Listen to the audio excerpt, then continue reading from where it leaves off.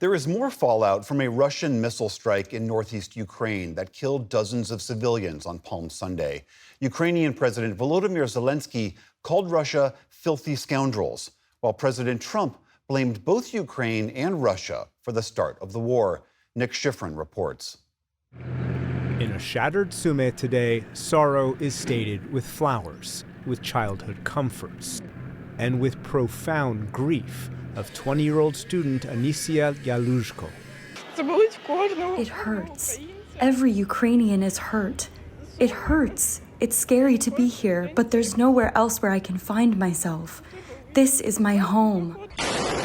Yesterday on Palm Sunday, a Russian weapon designed to target infantry hit the heart and mind of this city.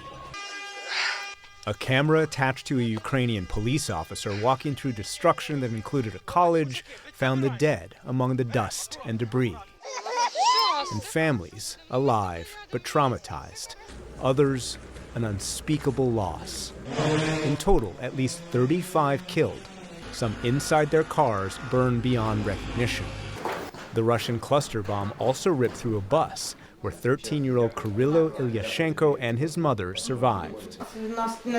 It all happened so fast. It got so dark when the explosion happened.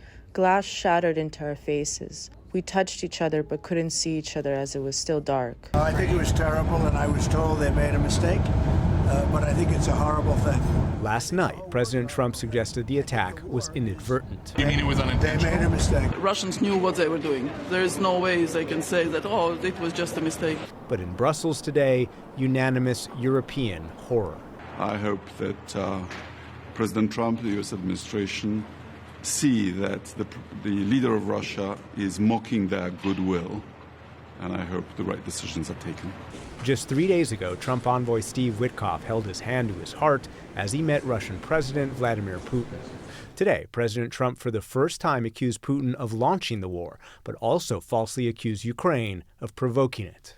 Biden could have stopped it, and Zelensky could have stopped it, and Putin should have never started it. Everybody's to blame. Have you spoken to President Zelensky, sir, about his offer to purchase more Patriot missiles? You don't start a war against somebody that's 20 times your size and then hope that people give you some missiles.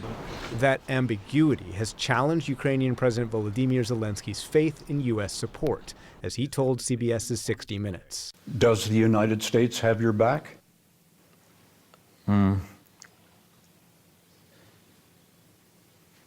Навіть в моїй цій паузі є проблема.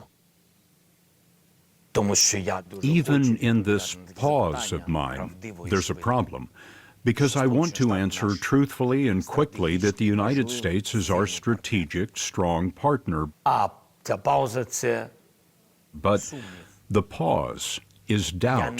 Today, Russian Foreign Minister Sergei Lavrov claimed the target in Sumy was legitimate. There was yet another mob-up of the Ukrainian military commanders and their Western colleagues. But in Sumy today, there is no evidence of that. And as the U.S. pushes peace, Russia continues its attacks. But Ukraine has no choice but to suffer, no choice but to clean up the pieces. For the PBS NewsHour, I'm Nick Schifrin.